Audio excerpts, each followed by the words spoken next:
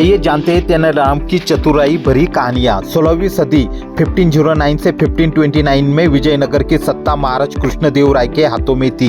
उनके दरबार में एक से बढ़कर एक दरबारी हुआ करते थे और उन्हें में से एक थे महाचतुर तेनालीराम। अक्सर महाराज की किसी अनसुलझी गुत्थी को सुलझाने के लिए तेनालीराम की मदद लिया करते थे। कालांतर में तेनालीराम एक प्रसिद्ध किरदार बन गए और अकबर बिरबल की तरह उनके जीवन से भी कई चतुराई भरे किस्से जोड़ दिए गए। इस तरह तेनालीराम की चतुराई भरी कहानियां प्रसिद्ध होती गई और बच्चों के साथ साथ बड़ों की शिक्षा और मनोरंजन का जरिया बन गई।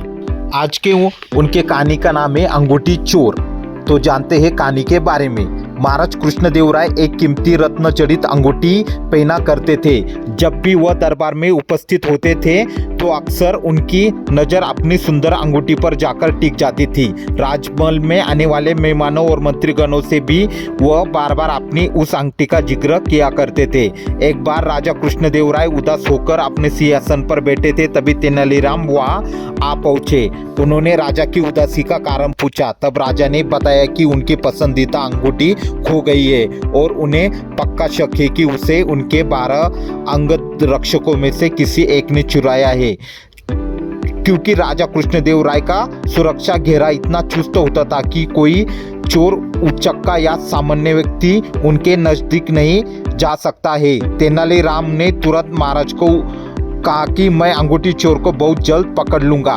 यह बात सुनकर राजा कृष्णदेवराय बहुत प्रसन्न हुए। उन्होंने तुरंत अपने अंगरक्षकों को बुलाया। तेनालीराम बोले, राजा की अंगूठी आप 12 अंगरक्षकों में से किसी एक ने ली है, लेकिन मैं इसका पता बड़ी आसानी से लगा सकता हूँ। जो सच्चा है उससे डरने की कोई जरूरत नहीं है और जो चोर है वह कठोर दंड भोगने के लिए तैयार हो जाए। तेनालीराम ने बोलना जारी रखा, आप सब मेरे साथ आइए, हम सबको काली माँ के मंदिर जाना है।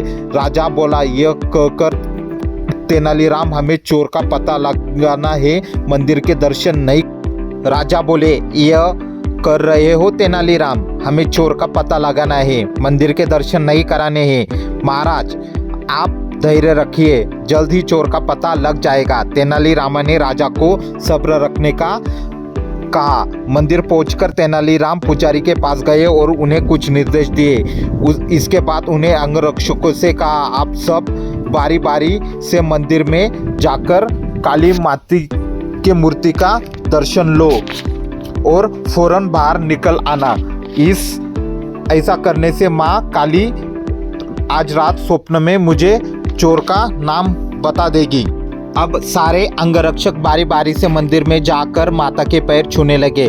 जैसे ही कोई अंगरक्षक पैर छूकर बाहर निकलता, तेनालीराम उसका हाथ सूंघते और एक कतार में खड़ा कर देते। कुछ ही देर में सभी अंगरक्षक एक कतार में खड़े हो गए। महाराज बोले, चोर का पता तो कल सुबह लगेगा, तब इनका क्या किया जाए? नहीं महाराज, चोर का पता तो लग चुका है, 7वें स्थान पर खड़ा अंगरक्षक ही चोर है। ऐसे सुनता है कि वह अंगरक्षक भागने लगा, पर वहाँ मौजूद सिपाहियों ने उसे धर दबोचा और कारागार में डाल दिया। राजा और बाकी सभी लोग आश्चर्यचकित हो गए कि तेनालीराम ने बिना देखे कैसे पता कर लिया कि चोर कौन है। वो तो स्वप्न में देखने वाले थे चोर कौन है। तेनालीराम सबकी जिज्ञासा शांत करते हुए बोले, मैंने पुजारी से यह कहकर काली माँ के दर्शन पर तेज सुगंधित छत्र छिड़कावा दिया था, जिस कारण जिसने भी माँ के पैर छुए उसके हाथ में वही सुगंध आ गई। लेकिन जब मैंने 7वें अंगरक्षक के हाथ महके तो उनके में से कोई खुशबू नहीं आई। उसने पकड़ जाने के डर से माँ काली की मूर्ति के पैर छुए ही नहीं। इसलिए यह साबित हो गया कि उसी के मन में पाप था और वही चोर है। राजा कृष्णदेवराय एक बार फिर तेनालीराम की बुद्धिमत्ता के कायल हो गए और उन्हें स्वर्ण मुद्रकों से सम्मानित कर दिए।